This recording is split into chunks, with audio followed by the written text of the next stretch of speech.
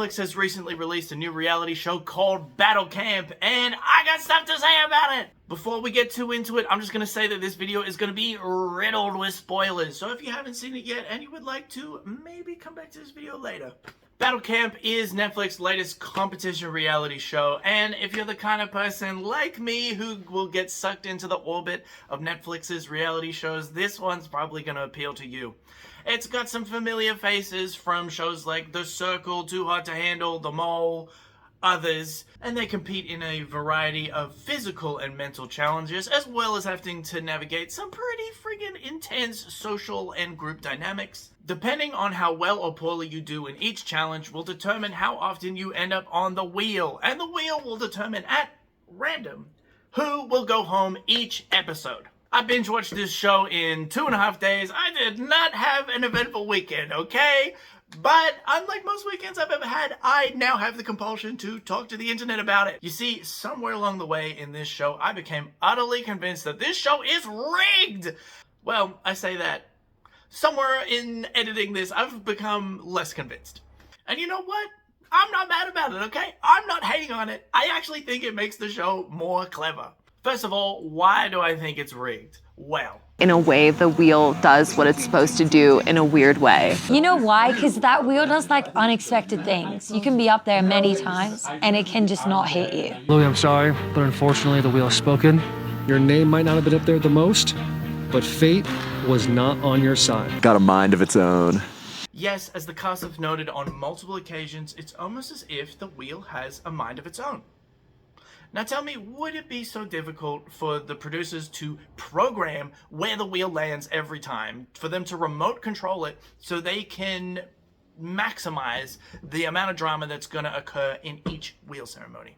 Not only do I think that's possible, I think that's what happened. Not only that, but I think it is so obviously rigged that the contestants themselves know it too, based on how often they comment on it, yet they stay anyways. But I find myself thinking that this is actually kind of clever, that this obvious placing of the thumb on the scale actually turns this kind of dumb reality show into a parable for the ugly nature of capitalism. But to explain this theory, I'm gonna have to provide some background. You see, I've had this inkling for a while now that Netflix as a production house has this anti-capitalist agenda. Them, more so than any other production company that I'm aware of, has a whole bunch of content that speaks to a revolutionary set of ideals. You can see this most obviously in recent adventures like Squid Game and The Electric State that showcase the disgusting and dystopian attitudes that the ruling class have towards the people at the bottom. There is also this clip from the show The Sandman. You ask me, this country will be next for a revolution. Though I think this revolutionary ideology was showcased most effectively in the movie Knives Out, Glass Onion. This Netflix original is a murder mystery surrounding a calculating and morally dubious billionaire played by Edward Norton, who brings his elite friends to his private island for his amusement. It is gradually revealed that each of his friends have their own issues with Edward Norton's character, though continue to kiss the ring to continue getting the benefit of being in his orbit. It is only Janelle Monáe's character that is left on the outside looking in. Again, spoilers for Glass Onion. But this movie ends with Edward Norton's character being exposed as a fraud who nonetheless holds all the cards.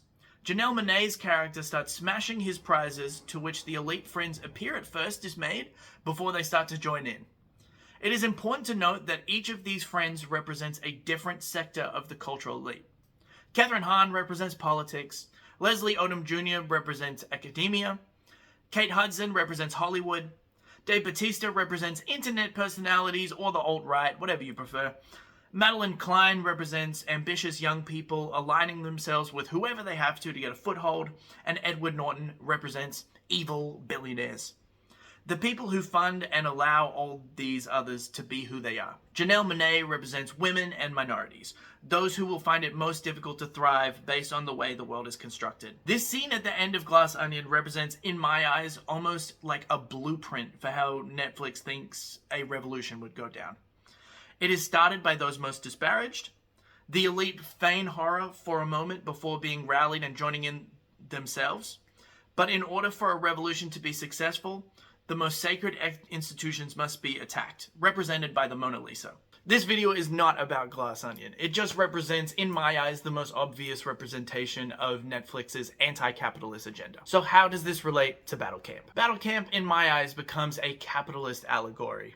It showcases some of the ugliness you will see in similar extremes in the real world. Backstabbing, hypocrisy, humiliation, and ostracization are all highly present, and yet the contestants persist, despite seemingly being aware that the show is rigged. It is commented on so frequently by the contestants about how the wheel seemingly has a mind of its own, which naturally draws the audience to consider the efficacy of the wheel. And yet, Netflix leaves in so many of these instances when they could have just as easily edited them all out to dull any suspicion.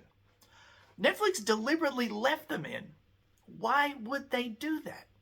Because Netflix wants us to know that it's rigged, just like the system itself is rigged in favor of the people at the top. In this video, I'm going to be exploring all the ways I feel Battle Camp could be considered anti-capitalist propaganda, exploring all the ways that maybe could be intentional, but mostly the ways that are definitely unintentional, but do support my point. Let's start with the first episode, and we're going to have to talk about this big dumb gorilla, Tony. Tony was in a season of The Mole. I remember watching the season that had him in it, like, in the background. I don't remember feeling like he was all that clever, but Tony came into this show definitely wanting to have the persona of a guy who's like super Machiavellian, strategic, cutthroat, willing to do whatever it takes to get the job done. I don't think it'll be too difficult to take them out. You know, it hasn't gotten out that I'm super clever yet, at least I hope not. I hate to say that I feel like the biggest snake here. If you've ever worked in like a finance or a corporate sales job, you've definitely met a guy like Tony. He for sure considers it a virtue to be toxic. Tony sets an ugly precedent in the very first episode that voting out people on your own team is very much on the table after he develops this massive campaign to get out Lexi, who was on his team, after she made a small but costly mistake in one of the challenges. You got it, yeah? Let's go. Give me the flag. Yeah, here we go. Go. Where's the last one? Lorenzo, where is it? Lorenzo, on the flag! How could I have lost one? Was it me? I'm dying. If we keep her, it's a liability and we might keep going on that wheel. But if we get rid of her now, think about it, our team only gets stronger because we lose the weakest link. If you want my opinion, is Lexi. Because right now, statistically, the only way to be better is to have her name there. Okay, I'm voting Lexi then. If she's voting me, I'm voting her. I'm such a mastermind. He successfully gets Lexi out, he is extremely proud of it, and the show has taught us our first lesson about capitalism, that mistakes are not easily forgiven. The next episode begins with Irina expressing a lot of self-doubt and wanting to avoid responsibility in the next challenge. I feel like I don't like trust myself with like intense things. I feel like I panic a lot and stuff. I feel like you should do it. But when in the challenge and they are asked who has the biggest ego, suddenly Irina feels that it's her. I'm going to pick Louis. Who has the biggest ego? What do you guys feel? I think you pick me. Yeah. Maybe he would think from Love is Blind how I was like, oh, I'm a bombshell, like I'm so confident, you know? Like I'm always like, ego. I'll take it then. Wait, no! Come on, man! You would never have picked her. No!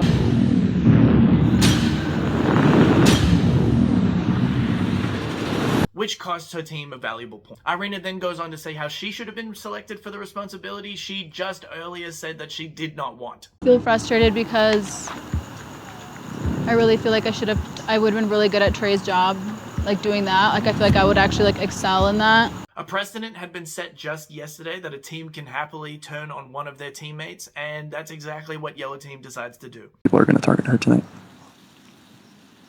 Do we want that, yes or no?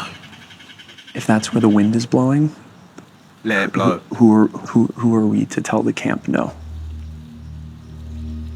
If we do it, we have to blindside her. This is all compounded when Irina makes a joke at Tony's expense. I think she also misunderstood because as asset Ally. Yeah. isn't Yeah, a she was word in- confused by the I know, that's what I was thinking question. too. I was like, did she think it was more like enemy? And because Tony's ego is so fragile, he is now super invested in getting her out of camp. I think our house is going for Irina. It's not that I don't want her here, I just don't want that negativity here. At the wheel ceremony, Irina attracts pretty much every single vote, which naturally would be pretty confronting, and she goes on to say, even if she isn't voted out that she wants to go home tonight. I don't know if I can keep going in camp if I don't go home tonight. She ends up getting voted out. From this, we learn another valuable lesson about capitalism. You must bend to the needs of those who have power. Also important to note about this episode, Gabby ends up being extremely cut out that she had to vote out one of her teammates. The toughest decision I've ever had to make. And it's not personal, Irina, it's not. Implying that she is probably the most genuine person in this whole place. Watch out for this. The challenge in the next episode is about fooling people into thinking you are enduring something horrible when you in fact are not, which has an obvious lesson. The skill of lying is invaluable. Gabby is one of the people selected for the punishment this episode, and she more than proves what a strong and capable competitor she is, crushing this challenge. Despite this, she's on the wheel once and only once for failing the lying challenge. Can you see where this is going? The wheel somehow lands on Gabby, revealing yet another lesson that success is not a meritocracy. Being the best is meaningless. Also fun to note from this episode is that Tony is on the wheel 4 times because people are starting to cotton on to how shifty he is.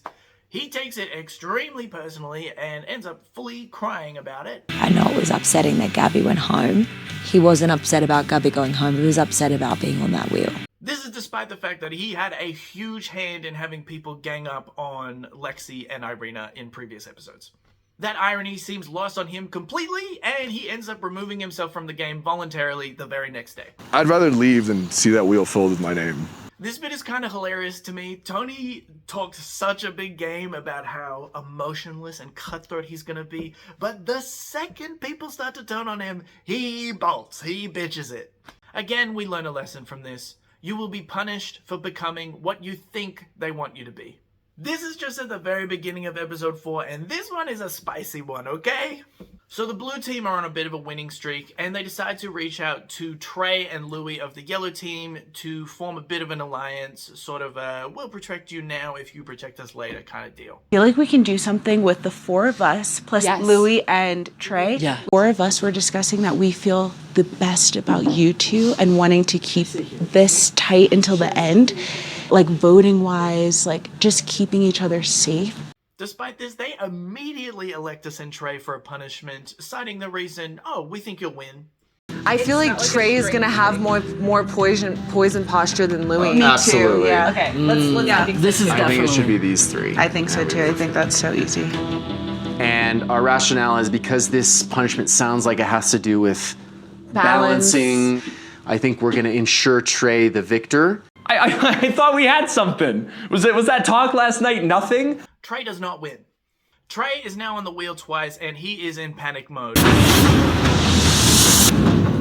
I'm sick of having my name be on the wheel, and I'm sick of helping people that have no interest in helping. Okay, he is going around all over camp trying to assess how people are voting, and eventually he winds up with Polly, who tells it to him straight to his face that she is planning to vote for him. Are you voting for me? It was between you and Louie. As I've said before, the precedent has already been very much set that this game is a backstabby game. Trey has had an alliance formed with him earlier this day that has already been broken, and he is operating with this information. Trey does the only thing he can think to do. He tries to get Polly to vote for the only other person that she feasibly would vote for, his best friend in the game, Louie. Are you asking me to vote for Louie instead?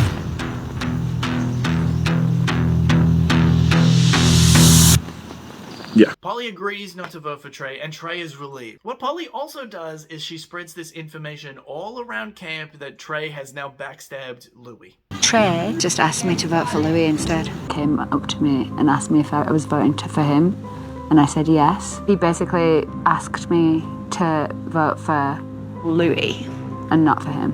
Whoa. So Polly tells me Trey said, can you please vote for Louie instead of me? Public opinion of Trey is transformed within hours. At the wheel ceremony that night, Nick is in the most dangerous position with 7 votes, being targeted for being a new and skilled player.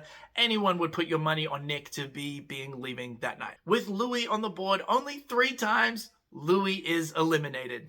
This is the point where I started to feel that this show is rigged. They selected the person who would create the most drama if they left. And it did, okay? The ill feeling towards Trey skyrocketed. Who's your bestie in there? Louis. Louis. Yeah. He threw Louis under the bus. We all know that Trey has been so deceiving and so serpenty. I'm quite upset Louis went home, and he's the one responsible for that. From both Louis and Trey, we learn a valuable lesson. It is sometimes wiser to trust no one. In the next episode, there is a spelling challenge that Avery considers throwing in order to appear less smart and therefore less threatening. Might not be a bad thing if I lose this, actually. If people think that I can do anything, then they're gonna vote me out. The opportunity to look weak, but I just want to play a fair and honest game. Revenge. R-E-V-E-N-G-E. Good job, Avery! Shortly after this is QT's turn, who's been showing off her spelling skills this whole challenge. V-A-C-A-N-C-Y. QT gets her word wrong, which leads Avery to believe that QT has thrown her word just like she was planning to do. Stupid. I know this girl's game. She purposefully misspelled a word to fly under the radar, but I wouldn't do that to my other teammates. Avery then starts spreading this information around all over camp to try and make QT look bad, which is basically the exact same thing that Polly did to Trey. QT. She sabotaged everything. I am telling all of the other campers QT's plan. Purposefully throwing. I promise you. For a fact that she's throwing. QT ends up finding out and is able to flip the script on Avery, and Avery gets eliminated. From this, we learn yet another lesson. Just because someone else got away with doing something doesn't mean that you will. In the next episode, Morgan gets eliminated for being by far the least toxic person remaining. This clip tickles me so much of Avery trying to bring some drama and Morgan pretty much outright refusing. Purposefully throwing. I promise you. Yeah. Please don't spread that around. What up? From this, we learn success requires toxic behavior. In the next episode, Kyle continues to try and get Trey to flip on his team, trying to get Trey to throw a challenge. You lose this challenge. Yeah. And that wheel can look a lot different next time. Trey refuses to throw the challenge, ends up doing very well, and Kyle, for whatever reason, views this as Trey being a backstabber, even though what Trey literally did was not stab his team in the back. Trey didn't throw the game. So my target right now at this very moment is Trey. I'm going to figure out a way to get him out of here. Trey knows that Kyle is coming for him now, so Trey tries to get his entire team to vote for Kyle. Consensus now is making sure it's Kyle, which I just want to make sure before we go in there that everyone's doing that. Chase, who is Kyle's good friend, agrees to this. All on the same page for Kyle, yeah? You're happy to do it? I'm not happy about it. I'm happy. But ends up voting for Trey instead. Kyle gets eliminated, and Chase and Trey end up having an argument about who is morally superior. Vote for Kyle because we talked about voting for Kyle? Yeah, but the difference is you voted for your friend. I didn't vote for my friend. I couldn't do that. Because you convinced somebody to vote for him and then tried to hide behind other people and not take ownership for it. I don't think I've hidden. Did you go to Polly and say, vote for him instead of me? Yeah. I didn't convince anybody to vote for Kyle.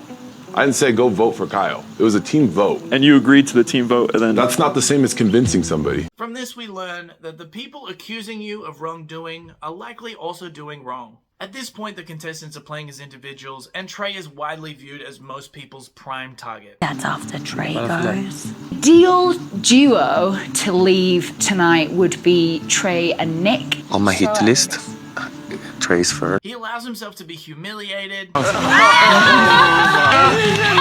and permits people talking trash about him. How much more trustworthy is he now? You can trust him now.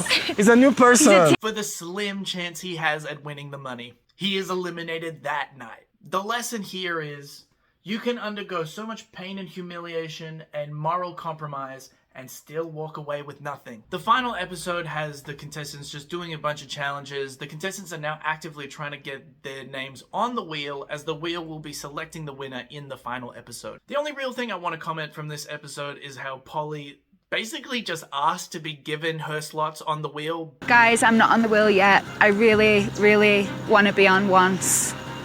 Lorenzo, am I safe? I want to be in a position where I don't get a vote. Why would you not get a vote? Well, because I'm I don't know. You've got my vote. I just love to go into the wheel ceremony tonight knowing that I at least have one. Polly was the most under the radar shady person in this whole show. She is a real estate agent, and I'm naturally predisposed to not trust real estate agents. She likely has enough money that she doesn't need to go on this show, and she was actively spinning narratives that hurt other players while suffering no stains on her own reputation. Despite the fact that I really didn't like Polly, I think that it would have been the most cynically metaphorical for her to win, like the rich get richer kind of thing. And for that reason, because I wanted this video to be good, I was kind of rooting for her to win. But in the end, it was Lorenzo who won, which almost completely invalidates every point that I've made up until this point. Lorenzo is gay. From an American perspective, he is foreign. He had a tendency to jump on the bandwagon, but ultimately he was fairly unproblematic. Him winning does not really support the whole anti-capitalist message that I've been spouting this whole video. Him winning just doesn't look like anti-capitalist propaganda. I literally cannot spin. So, am I making something out of nothing? Have I probably wasted my time making this video? Yeah, I definitely have. I still low-key think that this show might have been rigged, but ultimately turning this show into a piece of anti-capitalist propaganda made this show more fun for me to watch, and I hope that it did the same for you. If you liked this video and you made it all the way to the end, consider giving it a like and subscribe. I haven't made videos in years, and I could use a bit of positive reinforcement, okay? I appreciate you. Thank you.